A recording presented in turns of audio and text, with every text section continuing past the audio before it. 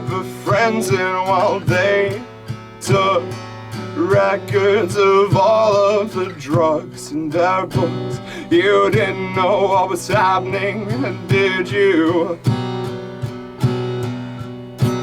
A pipe, a line, a gun, a knife. I'll never get back what seems to be my time, but do I care? Am I still in my mind? The symmetry never frightened me until I realize what it's doing to me. The symmetry never frightened me until I realize what it's doing to me. And though I didn't listen enough to my internal dialogue, I know that somewhere I must be alright. Feeling ill, a struggle of power and a sense of will. The enemy is me, but I will shoot to kill. The symmetry never frightened me until I realize what it's doing to me. The symmetry never frightened me until I realize what it's doing to me. I'm silent. I'm silent. I'm silent, but I'm still in my cage. I'm silent. I'm silent.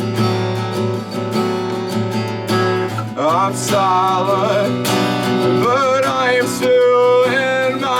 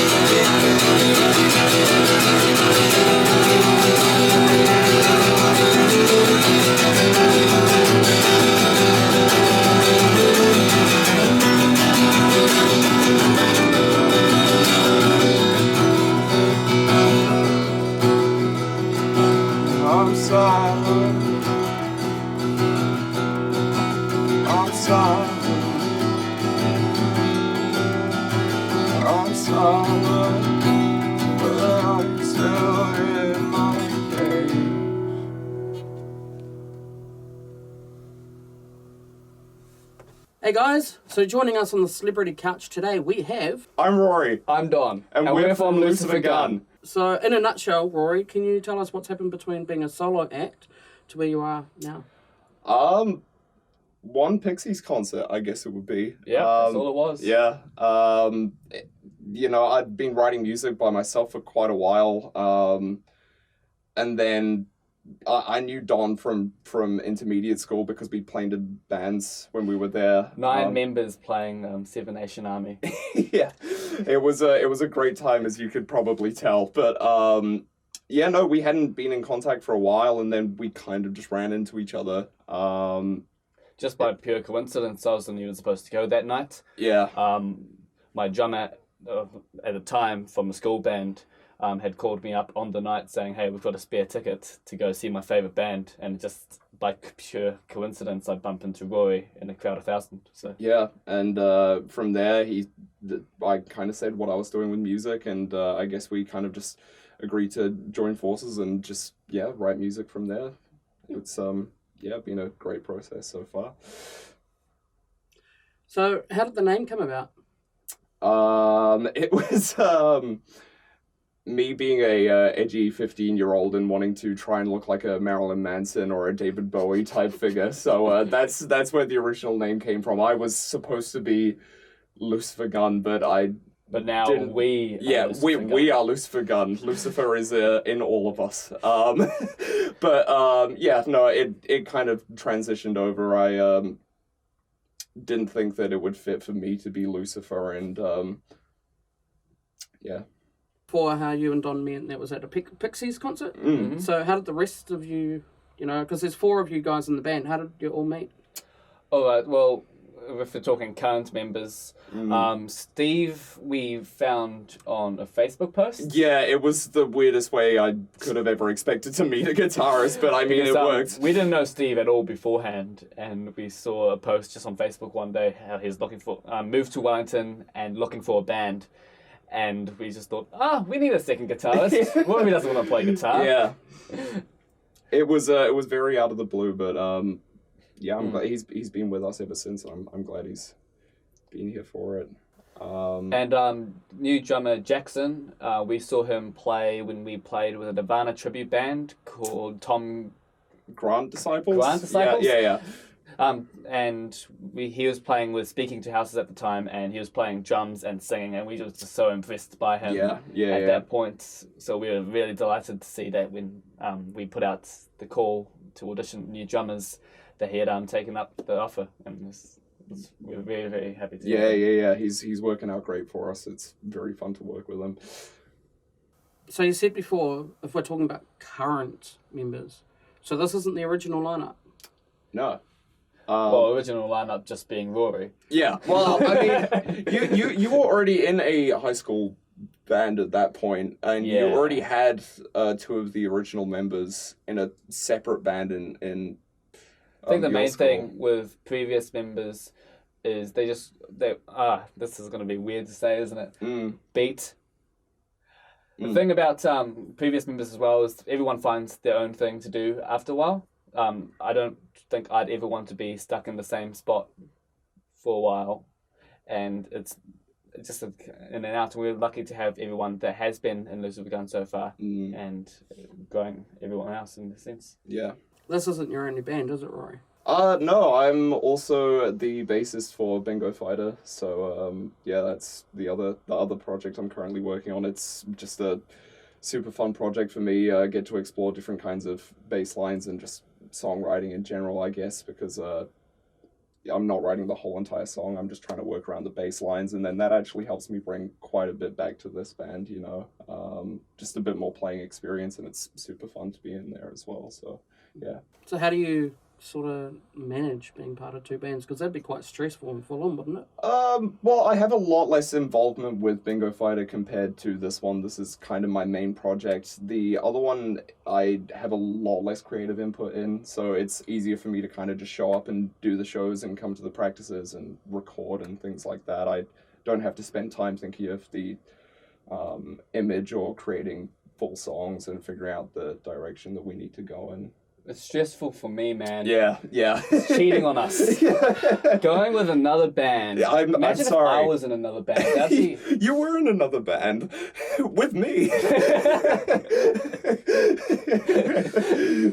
So how do you guys handle mistakes on stage? I know I've witnessed you handling a mistake at Banding Together, which I think you did pretty well, but how do you manage those mistakes? One great piece of advice that someone who we've worked with in the past, Jasper West, he told me when we were coming home from a practice that we were doing because he was filling in for some guitar spots. He said, if you ever screw up on stage, if you don't acknowledge that you screwed up, then the audience won't acknowledge that you've screwed up either. So it's basically just continuing on the show and making it look like the best performance possible. If you start to become uncomfortable because of a mistake, the crowd will also start to become uncomfortable because of the mistake. So, yeah.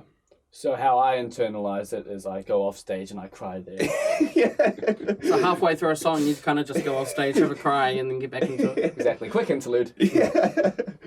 So what do you guys bring to the New Zealand music scene that is unique? I think we like to bend genres quite a bit. I don't think we ever want to stay in the same space, because if you're releasing the same punk track 10 different ways, it's not really as fun. So like we like to chuck in obviously punk, elements of rock, post-rock. You have a more of a folky song, math rock, anything really.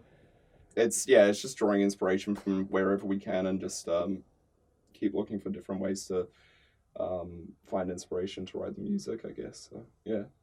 So as another fan of Jack Black, do you guys sort of see yourselves maybe in the future following their footsteps and doing comedy rock? I mean, I wish I could live up to the standards of Jack Black, but I don't think I'd be doing it justice if I'm being completely honest. Speaking of Jack Black, you have a turtle called Jack Black. I do indeed. He's up at my house at the moment. He's just chilling. It's a great name for a turtle. I honestly had no idea what else to call him. What else do you name a turtle, you know? Turtle? But, I mean, that's a valid option, but, you know, Jack Black seemed to come to mind first. Turtle with 2 L's and an E? Yeah, I mean, that's also a valid option, but, you know. If you could perform with anyone in the world, who would it be and why? We'll do a count of 3. Okay. 3, 2, 1. Mike Idols. Patton. Yeah, I don't know why you chose Idols. I chose Mike Patton. He's probably one of the biggest inspirations that I have for writing music at this point, honestly. He's been in so many different projects and mixed so many genres together. It's I think he would be my favorite person to ever play on stage with. And I don't know why you said I don't know why you chose Idol. It's the Idol shirt at basically every concert. Listen, I made a priority list here and they don't come to the top. Idol's UK-based band, very down to earth. We both went to go see them. Yeah. We both went to go and see them at Meow, sometime January this year. And they're one of the most down-to-earth bands, they're getting, like, it's hard to describe, positive messages out of punk rock, so spreading messages of self-love, of toxic masculinity and the problems with that, about depression, suicide and everything, and that's something that's really important to bring out, and it's really cool to see punk evolve into that step, whereas punk before was a thing of maybe rebellion or an uprising against government. Now it's more of embracing joy and love, and that's just something I really like. Plus their music is awesome. Yeah, it is. So going back to that question, if you could perform with anyone in New Zealand, who would it be and why? 3, 2, 1, Miss June. Okay. I knew it. Miss June, an awesome punk. It's hard. It's even again quite hard to put them into a genre, but they're mainly punk. Miss June. Yeah.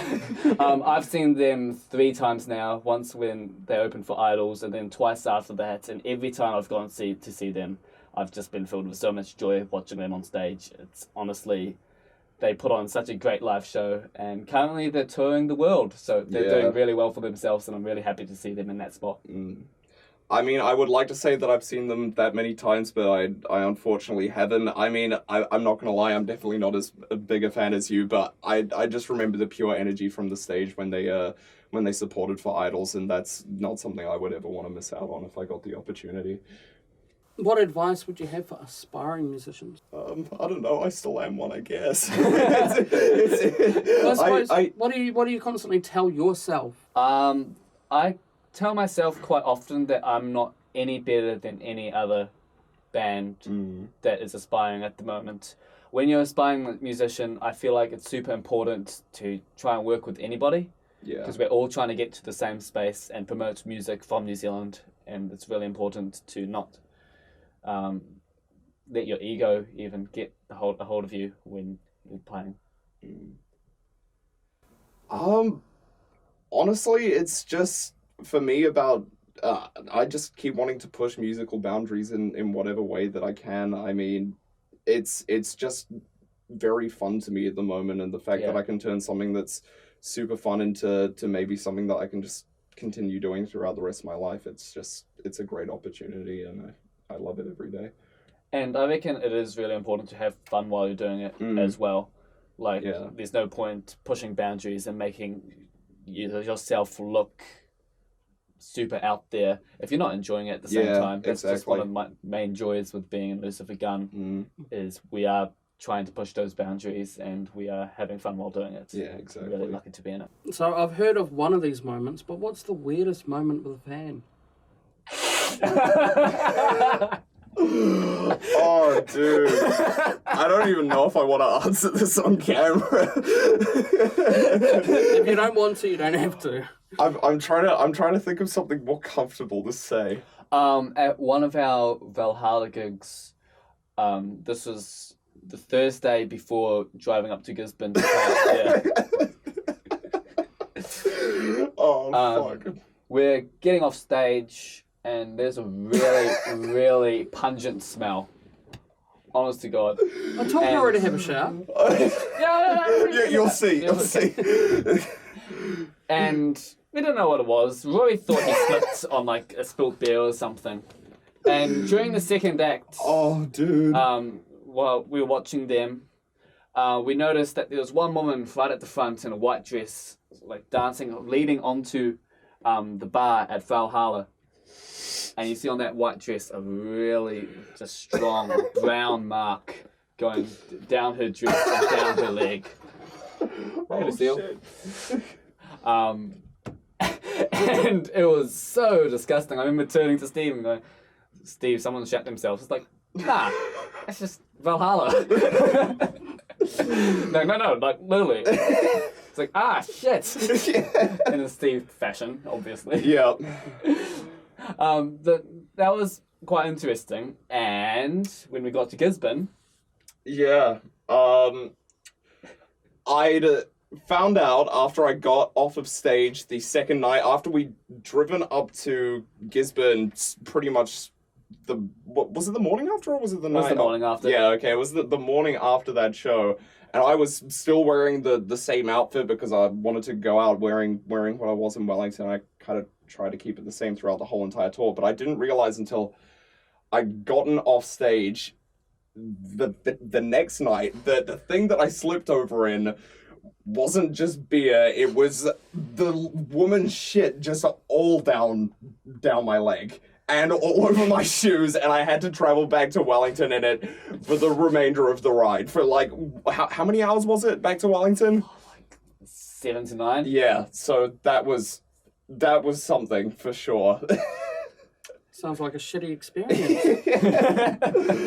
Oh god, that was not a good encounter. No. So, what's coming up for the Lucifer Gunne boys? I'm going bowling on Saturday. Yeah, I'm having lunch in like 2 or 3 hours. Yeah. We've got a new single coming on the way. Yeah? Yeah? Yeah, we do. We've been really excited working on it. We'll be uploading recording updates most of the time, so you'll be able to catch up with us there. Yeah.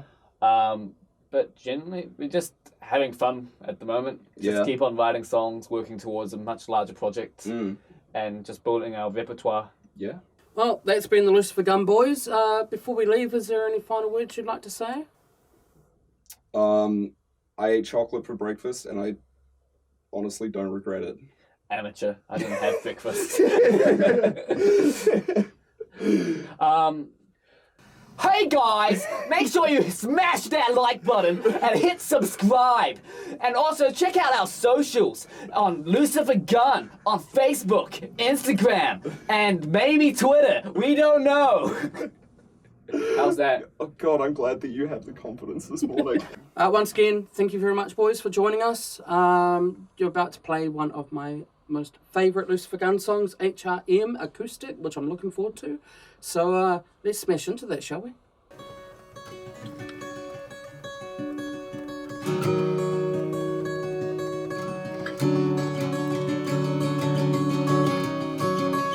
Wake me when my farewell's reached its end, the needle filled with sin screams as the bad thoughts watch them marching in. And now the only cure that's as sure as my hand, you hate and I'm sure now you'll always know I am dead.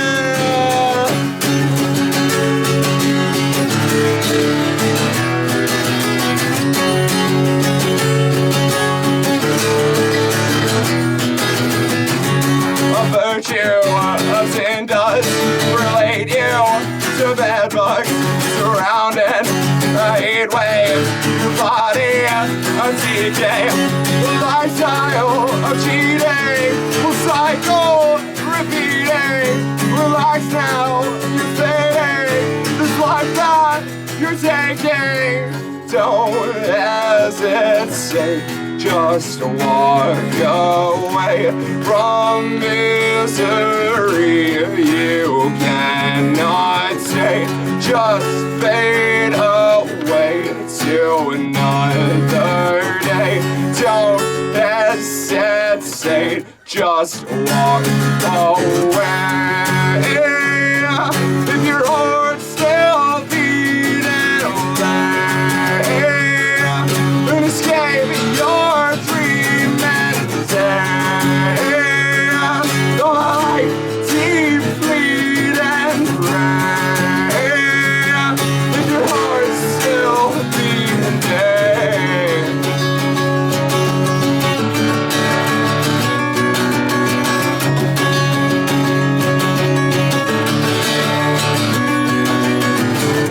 A drink for the ones who believe in the voodoo of leaving this hollow, my body and my soul forever are trapped in the sin that's go living. The cage that you make me a prison or lady. Don't hesitate, just walk away. If your heart's still beating away,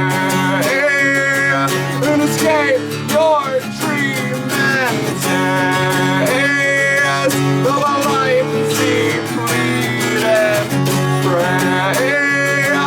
If your heart's still beating, love well. My farewells reached its end. Can carry on like this. I've lived my life and now I am done with it.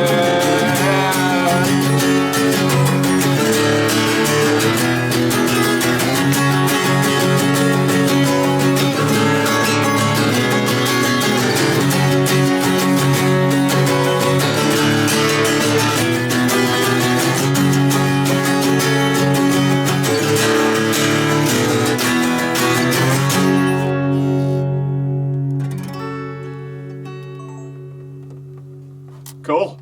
Now, if you want to see me take season 3 on the road, potentially in Auckland, where I have some awesome contacts, then jump over to our Facebook page. www.facebook.com/entertaininginterviews. And around that page, you will see a link on how you can support this channel to be able to make that happen. Hopefully you enjoyed Entertaining Interview Season 2. We had a whole ball of fun filming it. Once again, huge shout out to Tony McDonald from Plastic Groove for the venue and also for the audio engineering, one of our major sponsors, and our other major sponsor, Tim Simpson from Nitro Film, for sponsoring us with gear. So, like I said, jump over to our Facebook page, check it out, jump in and help us out, take Season 3 on the road, and hopefully we'll be seeing you guys again very soon.